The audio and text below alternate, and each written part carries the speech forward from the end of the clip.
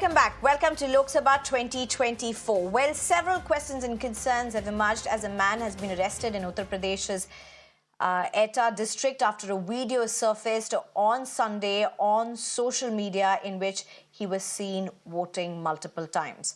FIR has been filed as well.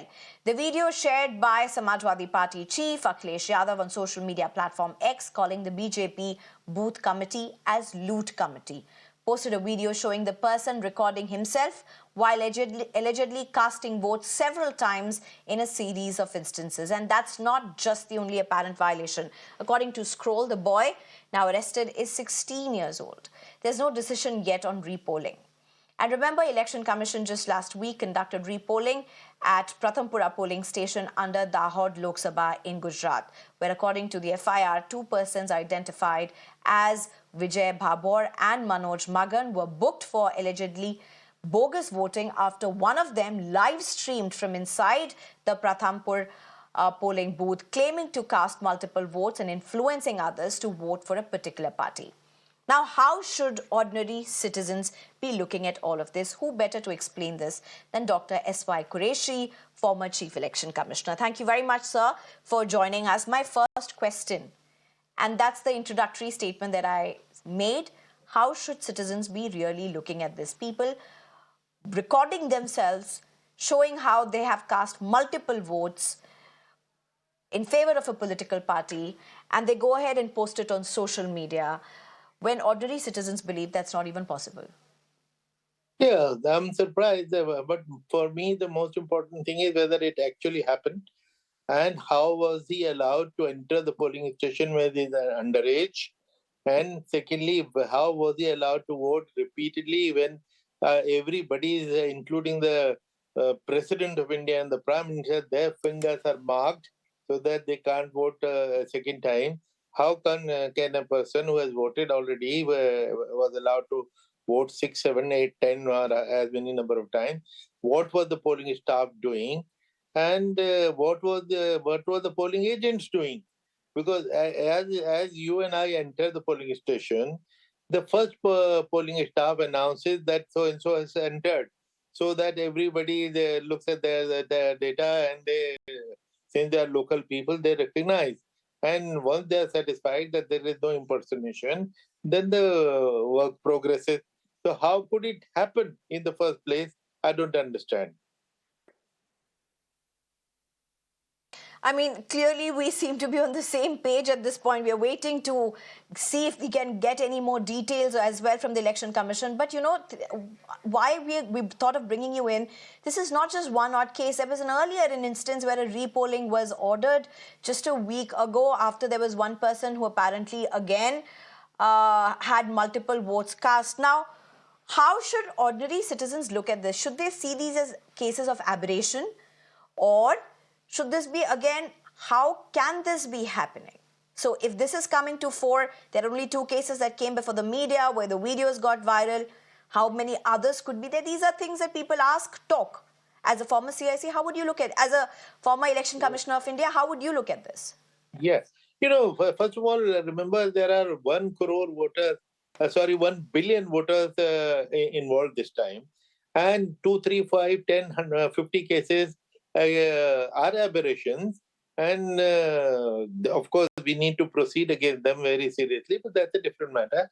But that should not really create doubts about the credibility of the election process. However, the fact that it happened and nobody spoke, I'm questioning now. Not only the police staff can be corrupted, they can be the ideologically influenced, all that. What about the opposition parties, polling agents who are supposed to be sitting there watching over these proceedings? Exactly that. Second issue which you raised, that in Gujarat they ordered a repoll. Now, repoll is not the best solution. Of course, the repoll has to be ordered. It's no favor. It has to be done. But what is missing in this? I can assure you, if in the first place 800 people had voted, when you order a repoll, 200 people will not come back.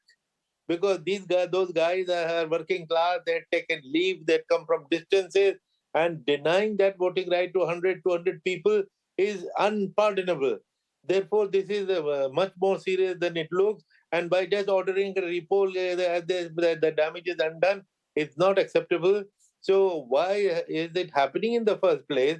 There is three-tier security. There is so much of drill that we election commission talks about. Of course, people are aware, do try to cheat, and this is a cat and mouse game. It goes on all the time. But then, I don't know, you said that even in this case, even repoll has not yet been announced. So, but what machine you are showing, it looks like a toy to me. It doesn't look like a genuine election commission machine, or what exactly what it is. True. So you're suggesting that there is possibility that probe may come up, may bring out something else as well. But one question, one more thing, Mr. Qureshi, you're talking about agents at this point, booth agents at this point. If at all this case does come across the way it is, and this man has been arrested, in fact, he's not a man, he's a boy for that matter, he's a 16-year-old, as the news emerges at this point at least. But Mr. Qureshi, considering the case is what it is, the role of booth agents that you're talking about, whether it be from the opposition party or the ruling party, are they as well, are they equally culpable in cases such as this? I mean, legally, could action be taken against them as well? Well, yeah, I'm not sure whether legal action can be taken, but the whole purpose of they being empowered in the law and in the rule, that they will be sitting there inside the booth or watching over the process, is to keep an eye on the process, because while the election commission trusts its people intrinsically, at the same time we do not trust our people.